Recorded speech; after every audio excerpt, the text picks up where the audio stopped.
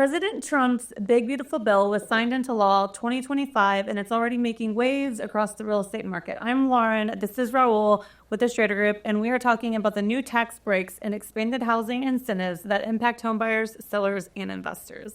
Raul, what exactly is the Big Beautiful Bill, and why is everyone talking about it? Yeah, so it was signed into law on July 4th, Independence Day in 2025. And essentially what it is, it's a spending package that allows things to be more permanent. So before we're off the 2017 kind of tangible, it's going to be temporary, but now it's permanent law, which allows homeowners, it allows investors, people that are investing in real estate to actually know what to expect. So now they could take advantage of deductions. They could plan for all kinds of things that help the investor deduct the property expenses in going through. So you're able to maximize on the front end now and know exactly what to do and how to prepare for long-term growth.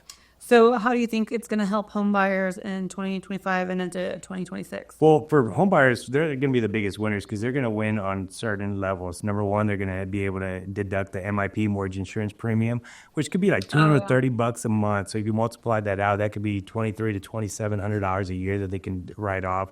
That's a good savings for them.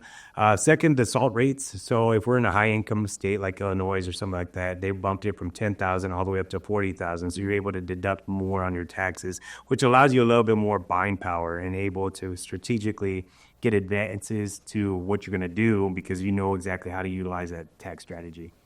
And so what about home owners interested in selling their home? Well, it helps because now you got more investors and more people that can buy a second property. So now the inventory, so just look at our market, we have over 17,000 opportunities. Now people could start buying one or two properties because now they're investing in wealth and they're investing in creating that legacy that allows for, tax strategies. Because sometimes we're on this budget. How do we maximize and stretch this budget out? We got to figure out not loopholes, but ways to kind of maximize, get that 100% on the front side, which we'll talk about here in a second. How does this bill change the game for real estate investors? Well, this bill is powerful because now after you purchase a property after January 19th, 2025, now you can do what's called bonus depreciation at 100%.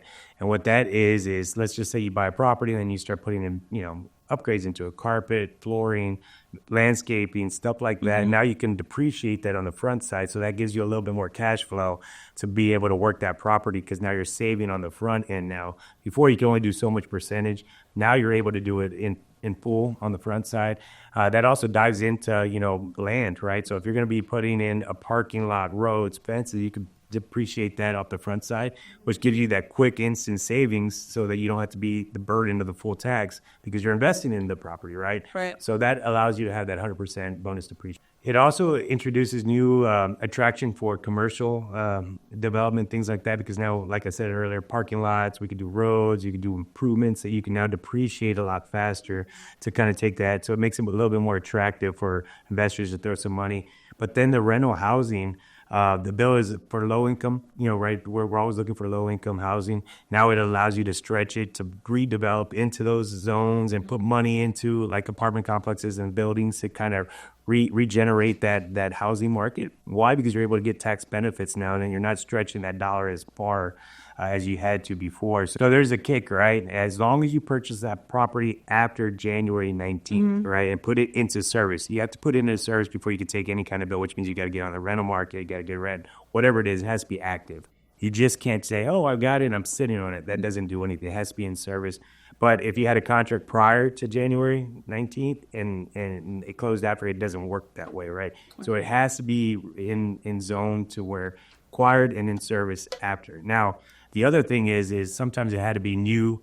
It's new to you, which before it said it had to be new buildings or new something, right? If it's a pre-owned home and you purchase it, it's new to you as a taxpayer. So as long as it's new to the taxpayer, you can take advantage of this bill. Awesome. Love that. So to sum it up, what would you say is the biggest benefit of this big, beautiful bill? I know there's a lot. Yeah, so there's over 700 pages in this thing, right? So it's a lot to go through. I think the biggest benefits is if you're investing in residential real estate or commercial real estate, it's opportunity. And the fact that you got to be able to be strategic, right? And get a good CPA to help you utilize all these tools to help you save money. Because at the end of the day, saving the money is what's going to allow you to have better cash flow, which allows you to invest in more properties. And if you could kind of get your hands around this and try to figure out how to make this work for you and your household, I think you're going to go a long way, and it's going to be a great, great opportunity. I agree. If you're curious how to take advantage of this big, beautiful bill, please reach out. We'd love to answer any questions. Thank you all so much. Have a blessed day, and we'll talk to you soon.